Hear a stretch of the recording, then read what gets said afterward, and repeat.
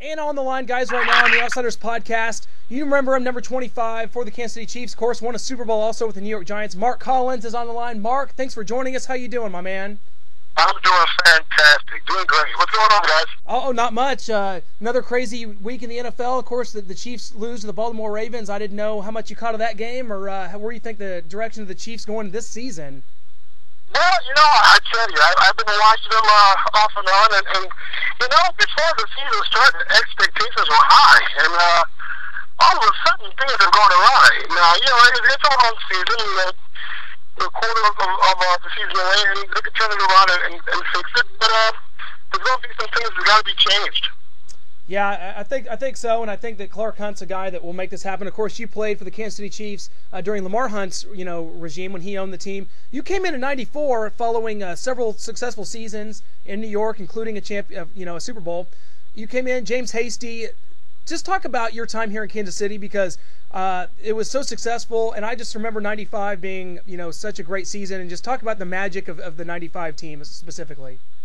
Well, I did in '94 to win the two championships in New York with the Giants, and came to Kansas City in '94 because I was searching for another Super Bowl ring, and the year before, in '93, the Chiefs went to the AFC championship game and lost to Buffalo. But those teams we had in '94, '95, and specifically that '95 team, we had great leadership. And you talk about leadership, you talk about big name guys. For those guys we had on that team, 94 included, Marcus Allen, Joe Montana, Derek Thomas, Neil Smith, myself, Joe Phillips, George Jameson, we had great leadership. And all of us, what we did was we checked our ego at the door and committed to try to win a championship. And if you want to compare the teams, even from the 90s, the mid-90s, to the 2000 team, and even to the Chiefs now, there's no leadership. And I don't care what anybody says, there is no leadership on that team. And that's killing them. And you can't expect your coaching staff to be leaders all the time. Sometimes, and more times than not, leadership comes from within. And I don't see that with the Chiefs at all. Well, of course, you back then had plenty of leadership when you're talking about Derek Thomas, yourself, James Hasty, Neil Smith, and of course, Coach Marty Schottenheimer. Talk about playing for Marty and what it was like, because obviously he was all business and he was a leader of men. Yeah, Marty was one of the best coaches I've ever worked for and worked with. Marty was a great guy during the season, and Marty he expected a lot out of you. And more times than not, Marty really relied on his leadership on the team to get things done. Marty was a great coach, no doubt about it. He's done a lot of great things here in Kansas City with the football team, and I think the Chiefs owe a lot to Marty Schottenheimer. In 2000, we lost Derek Thomas. Can you take us through where you were and your feelings when you heard the news? Yeah, I was living in Southern California, then I was doing a bunch of radio show out there at a radio show in California. And I heard the news, and I was going, wow. I was trying to, like everybody else, trying to grapple for, what happened, how did it happen, what did you do? And I was taken aback, and it's amazing, and I don't want to get too sentimental, but when people that like a family member, and guys, football's different, and sports different, the guys you just talked to a little while ago, and, you find out that they passed away, and certain guys you think they are invincible, and then you find out what happened, and they're gone from us. And I was taken aback, and I always venture to say this, that Derek Thomas is missed here in Kansas City, and of course by his family and his kids, and he's in a better place right now. I want to go back to 1995 again briefly, because that game, every game, it seemed like that season ended with some incredible play. We had Tamark Vanover returning a kick against the Chargers. I think James Hasty interception against the Raiders. But you got your hands on one too, Mark, because against the Houston Oilers, you pick up a fumble. I believe it was Todd McNair, and you picked it up, scored the game-winning touchdown. Talk about that play specifically and how that team was able to win so many close games. You know what? That was a magical season, and it was. We just expected things to happen, but you don't sit back and wait for it to happen. You just keep pushing it. You keep your foot on the gas for to make it happen. And we did that with Tamark and James Hasty's interception. The great hit by Doug Terry to force the fumble on Todd McNair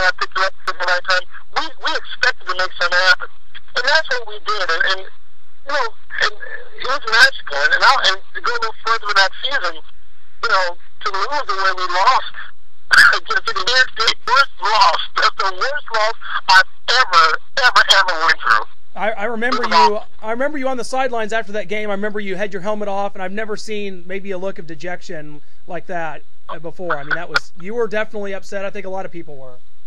You know, I tell you, the thing about this city, I'm going to tell you why I love Kansas City. And I've been all over the country, almost all over the world. I love Southern California, you know.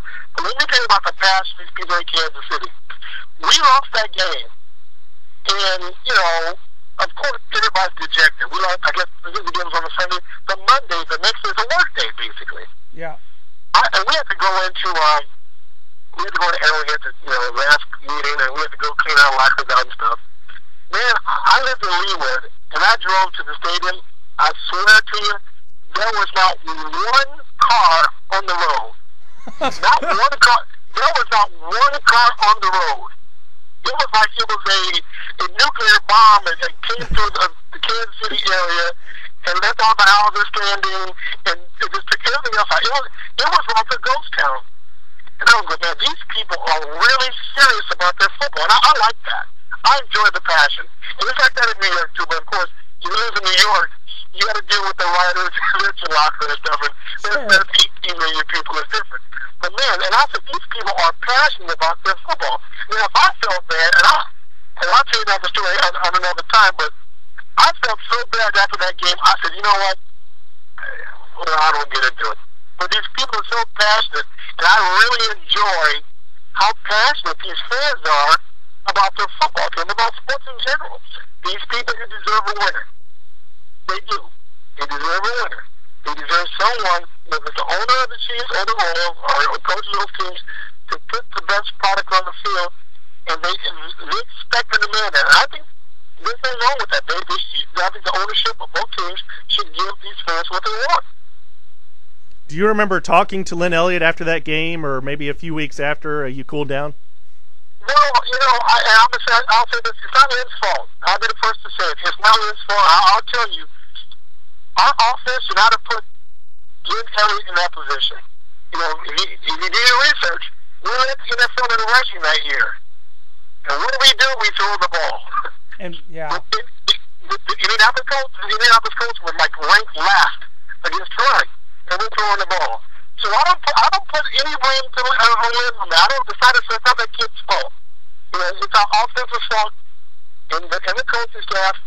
We changed the game plan 2 days before we're going out there and play to throw the ball, and that's what we got. You know, we lost 10-7. And I think our defense did a great job when we lost as a team. But you can't go changing your game plan against a very suspect defense against the run. It doesn't make any sense. It just doesn't.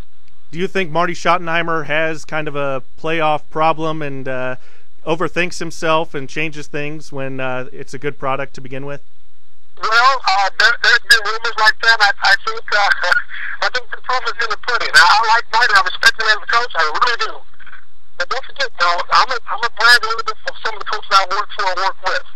Bill Parcells, Mike Holmgren, Dan Reeves. So that's a really great pedigree from great coaches. Those guys tend to, you know, they're still on the horse that brought them to the competitiveness of winning. Sometimes Marty tends to want to buck the system a little bit and do things differently when the season is already in hand. He's got the season where the playoffs ready to go. Then he changed. And you talk to me on the former players. I never worked so hard in my life after going 13-3 going to the playoffs in my life. Most of those coaches that I mentioned tend to ease up, save your body, don't practice as hard. It's more of a mental game now when you go to the playoffs. Marty didn't believe that, and anywhere Marty's went, and he has a team. Look what we did in San Diego. Same thing, working hard, and the players can't react and they'll respond further in the playoffs. All right, Mark, we're talking to Mark Collins, guys, once again, and I'll tell you what, I know your time's short today, but before you go, I got to ask you, obviously you're still in tune with the Kansas City Chiefs, and we saw against the Baltimore Ravens this past Sunday, Matt Castle injured, and Eric Winston, of course, I'm sure you saw his comments afterwards about Chiefs fans. Like, what is your take on that situation? Well, as a fan, first of all, you you shouldn't do. I know you can pay your money to do what you want to do now. I'm gonna change the subject. I'm gonna change this a little bit. Now, if I'm a fan of I'm a diehard baseball fan, and I know a player is not gonna pick because of injury, I'm gonna say, yeah, okay, cool. We have a great chance of winning. I'm gonna keep that to myself. But if a player, if I'm a former player, and I see another player gets hurt, even I'm playing, that's one thing you never want to do is see another player get hurt. Because now what's going through my mind is, that guy has a family to support. I hope he's okay. You never want to see anybody go down like that because that could be you. But a small burst of fans cheer because that's what fans do, and the word fans is short for fanatic, and fanatical people do fanatical things, which some of them are stupid and some are good. So you never want to see it. But, it's unfortunate, but that's the world we live in, and I hope that's okay. But you never want to see a fan cheer like that. But it happened. I saw it happen in Philadelphia when Michael Irvin went down. Yeah. That's sad, but that's our society. It's sad, but that's the way it is. Do you think it's fair to lump? I think Eric Winston said 70,000 people were cheering. Obviously, it was a very, very small contingency. He was off on that. Do you agree? Do you think Kansas City fans are that way? Are bloodthirsty kind of people? No. I don't think. Well, I'm going to cut you up. I don't think one bit. There's small pockets. Whether in Kansas City, New York, Oakland, whatever. There's a small pocket of people who are going to be idiots. And Eric, I know you meant well. But you don't want to lump everybody in to being rotten to the core, So, these are some great fans here, and some may get a little bit overexcited about an injury or something like that, or over volatile, emotional about a coach's call, whatever. That happens. But on the bigger picture, no, these are great fans. Oh, absolutely, Mark. And I know we've kept you too long, man. Thank you so much for being on today. And we look forward to having you back when we can maybe talk some football as the season goes on. And you're just incredibly insightful. Can't thank you enough. And good luck, man. We'll be in touch. Anytime, guys. Take care. You too.